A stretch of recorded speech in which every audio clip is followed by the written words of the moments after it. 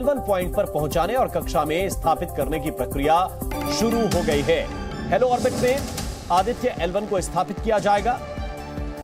इस वक्त की बड़ी खबर हम आपको बता रहे हैं। इसरो चेयरमैन समेत मिशन से जुड़े सभी वरिष्ठ वैज्ञानिक वहां पर मौजूद हैं और एक और इतिहास रचने के करीब इसरो पहुंच गया है।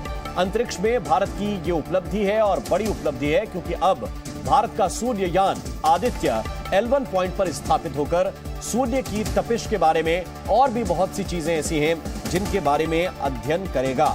इस वक्त हमारे साथ कुछ खास मेहमान हैं, हम उनकी तरफ भी चलेंगे। हमारे साथ इस वक्त योगेश्वर नाथ मिश्रा जी हैं, स्टूडियो में मौजूद हैं, वैज्ञानिक हैं नासा के। सचिन भामा हमारे साथ हैं, अंतरिक्ष विशेषज्ञ हैं।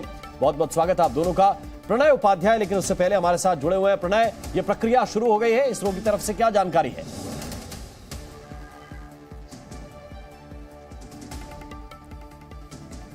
प्रणय, ये प्रक्रिया शुरू हो गई है?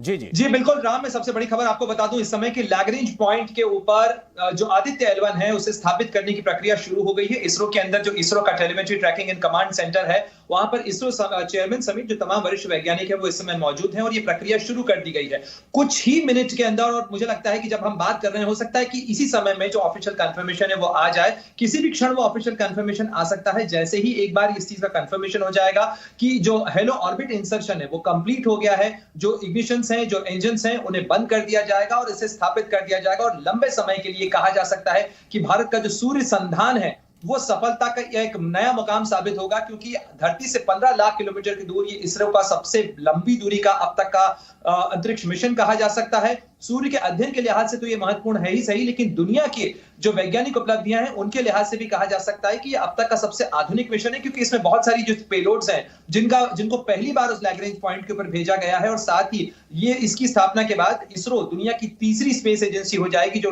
लैग्रेंज पॉइंट के ऊपर अपना जो सौर उपग्रह है उसको स्थापित करने में कामयाब होगी। जी बिल्कुल, ये बिल्कुल आप ठीक कह रहे हैं कि बड़ी उपलब्धि है, लेकिन इसके साथ साथ हमारे साथ राम श्रीवास्तव जी भी जुड़ गए हैं, हम उनके पास भी चलेंगे। लेकिन पहले योगेश्वर नाथ मिश्रा जी, सवाल आपसे कि ये पहली बार हो रहा है जब L1 पर कोई जा रहा है, या इससे पहले भी L1 पॉइंट पर कुछ ऐसी यान है जो स्थापित हो चुके हैं?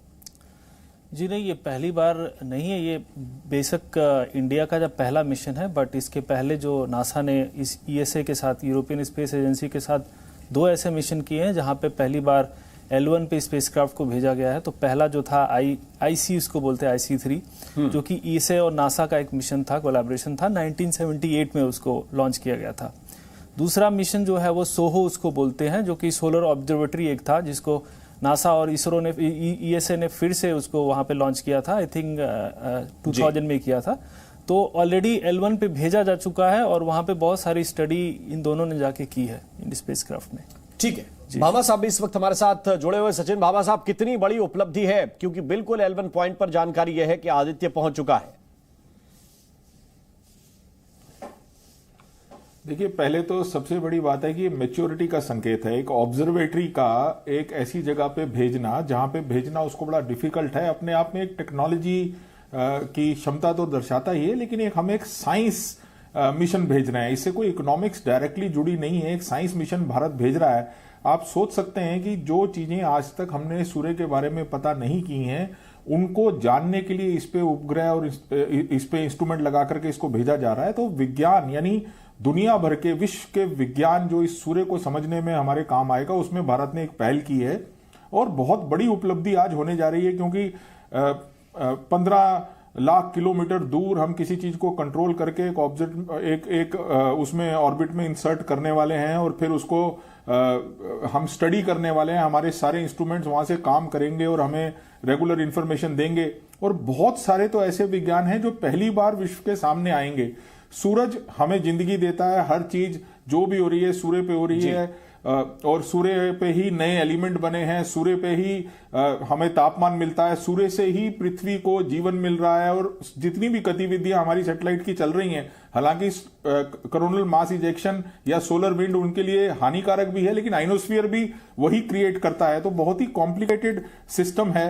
हर प्लेनेट अगर कभी उस पर लाइफ आने वाली है तो वो किसी ना किसी स्टार से ही मैनेज होने वाला है। और ये जो स्टडी है ये हमारे लिए बहुत महत्वपूर्ण काम करने वाली है कि हमें किसी प्लेनेट पे लाइफ कैसे काम करती है, सारे के सारे पार्टिकल्स क्या हैं, इनके बारे में बताने वाली है। एक बात और, हम अभी जा रहे हैं ह्यूमन स्पेस फ्लाइट्स की तरफ, और हमारे को सूर्य से ही आने वाली किरणों से ह्यूमंस को स्पेस में सबसे बड़ी दिक्कत है। तो गगनयान कैसे काम करेगा, इंस्ट्रूमेंट कैसे काम करेंगे, हमारे जो अंतरिक्ष यात्री स्पेस में जाएंगे, अभी तो हम किसी अंतरिक्ष यात्री को स्पेस वॉक पे नहीं उतार रहे हैं, लेकिन इट्स अ ह्यूज पॉसिबिलिटी। मैंने इसरो का अगले 20 साल का चार्टर देखा है, तो हम ह्यूमंस को स्पेस में भेजना एक बड़ा इंपॉर्टेंट स्टेप मान रहे हैं। बिल्कुल, यकीनी तौर पर हमारे साथ पे रहना सृजन पाल सिंह साहब भी जुड़ रहे हैं, समझने के लिए बड़ा इंपॉर्टेंट है। सृजन पाल जी, आपका बहुत स्वागत है। और आपसे भी सवाल ये, क्योंकि